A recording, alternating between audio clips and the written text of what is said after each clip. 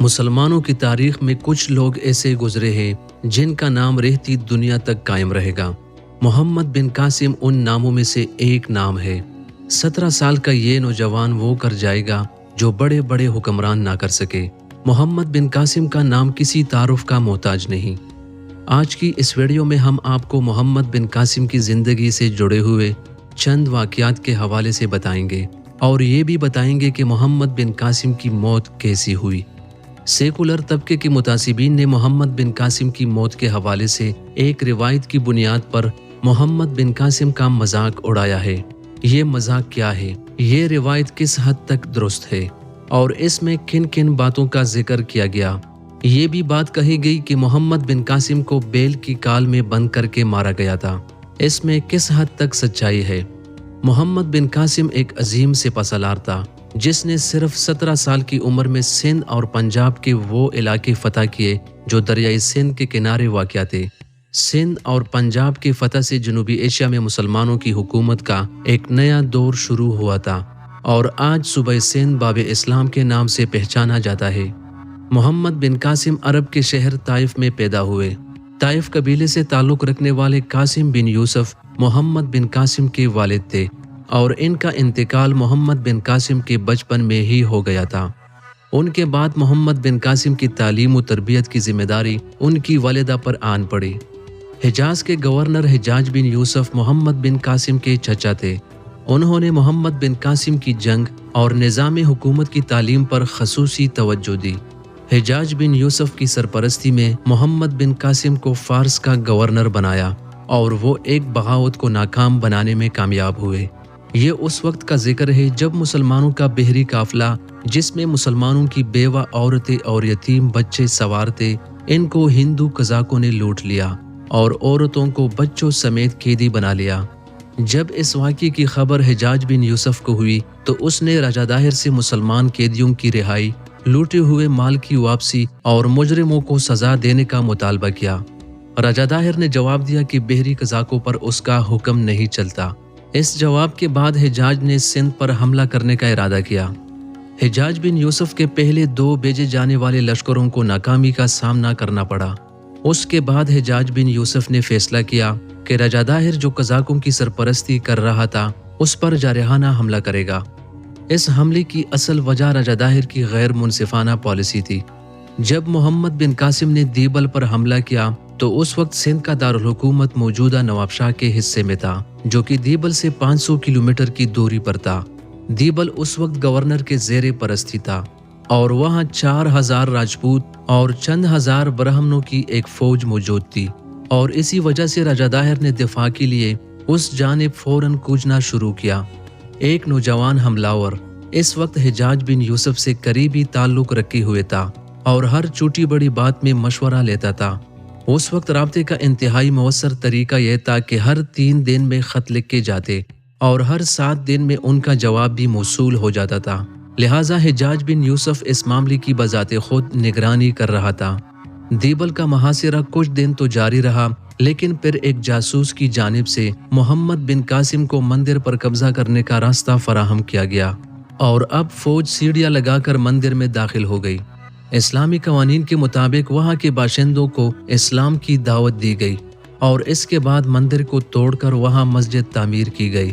محمد بن قاسم نے مسلمانوں کے رہائش کے لیے شہر میں 4000 کوارٹر تعمیر کیے۔ محمد بن قاسم کی یہ تاریخی فتح مسلمانوں کے لیے ایک مشعل راہ ہے۔ اور کے مقام پر محمد بن قاسم کا سامنا راجہ داہر کی فوج ارجٹوں سے ہو گیا۔ اس جنگ میں راجہ داہر مارا گیا اور اس کی فوج کو شکست ہوئی اور محمد بن قاسم نے سندھ کی انتظامات سنبھال لیے۔ محمد بن قاسم کی فوج اور انتظامی کامیابی پاک و ہند کی مسلمانوں کی تاریخ کا ایک سنہری باب ہے۔ محمد بن قاسم خودآداد صلاحیتوں سے مالا مال ایک قابل لیڈر تھا، ایک شیر اور ایک قابل منتظم۔ اس کی کم عمری متاثر کن شخصیت، اس کی جرأت مندی اور بہادری جس کے بلبوتے پر کئی فتوحات حاصل کی، دشمنوں کے لیے فولاد اور دوستوں کے لیے نرم دل تھا۔ راجہ داہر کی فوج تکنیکی اور قائدانہ صلاحیتوں کے اعتبار سے کمزور تھی۔ محمد بن قاسم 17 سال کا ایک بہادر اور قابل سپہ سالار تھا۔ سندھ کی سرزمین پر عربوں کی فتح کا صحرا اس کی قائدانہ صلاحیتوں کے سر تھا، لیکن اس کا انجام بہت افسوسناک ہوا۔ ملتان کی فتح کے بعد محمد بن قاسم نے شمالی ہند کے سرسبز و شاداب علاقے کی جانب متوجہ ہونے کے لیے قدم بڑھائے۔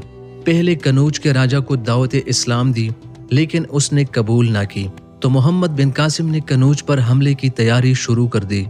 اس دوران سن 95 ہجری میں حجاج بن یوسف کا انتقال ہو گیا، جس پر محمد بن قاسم نے کنوج پر فوج کشی کے بجائے واپس آ گیا۔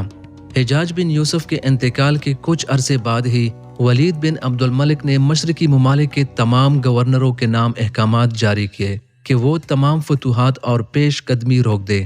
محمد بن قاسم کی شمالی ہند کی فتوحات کی خواہش پوری کرنے کی حالات نے اجازت نہ دی، اور کچھ ہی ماہ بعد خلیفہ ولید بن عبد الملک کا بھی 96 ہجری میں انتقال ہو گیا۔ اموی خلیفہ ولید بن عبد الملک کے ساتھ ہی فاتح سندھ محمد بن قاسم کا زوال شروع ہو گیا، کیونکہ ولید کے بعد اس کا بھائی سلیمان بن عبد الملک جانشین مقرر ہوا، جو حجاج بن یوسف کا سخت دشمن تھا۔ حجاج کا انتقال اگرچہ اس کے خلافت کے آغاز سے قبل ہو گیا، لیکن اس عداوت کا بدلہ اس نے حجاج کے تمام خاندان سے لیا، اور محمد بن قاسم کے تمام خدمات و کارناموں کو نظر انداز کرتے ہوئے انہیں حجاج کے خاندان کا فرد ہونے کے جرم میں عتاب کا نشانہ بنایا۔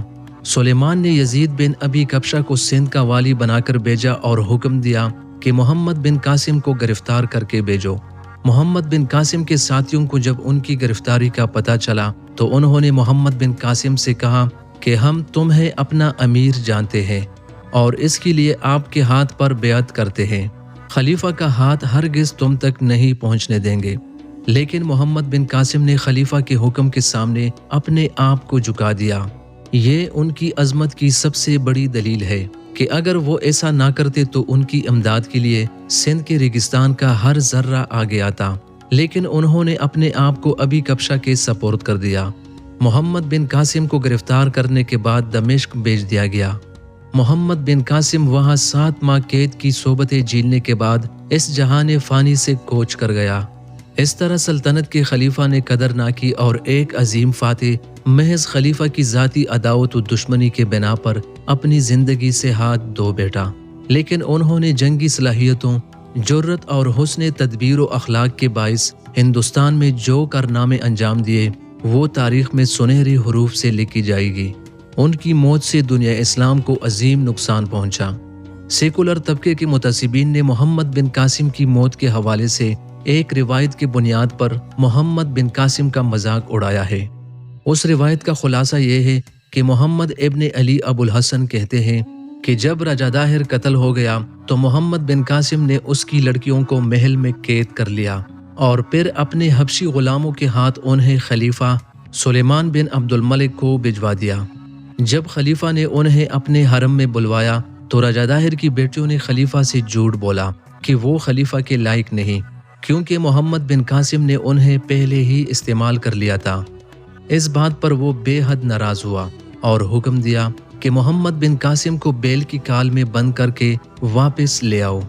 خلیفہ کی حکم پر عمل کیا گیا، تاہم بیل کی کال میں دم گھٹنے سے محمد بن قاسم کی راستے میں موت واقع ہو گئی۔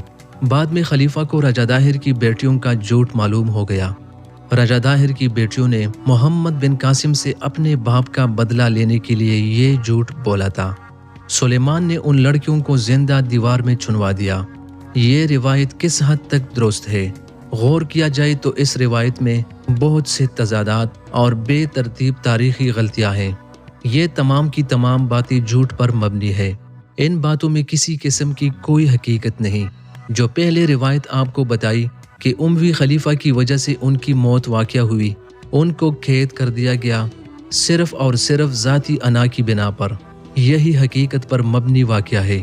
کیا ایک عظیم مسلمان سپہ سالار کے ساتھ ایسا ہونا بنتا تھا جس نے امت مسلمہ کو اس وقت میں سہارا دیا جبکہ امت مسلمہ منتشر اور انتشار کا شکار تھی اور اس پر ظلم و ستم کے پہاڑ توڑے جا رہے تھے؟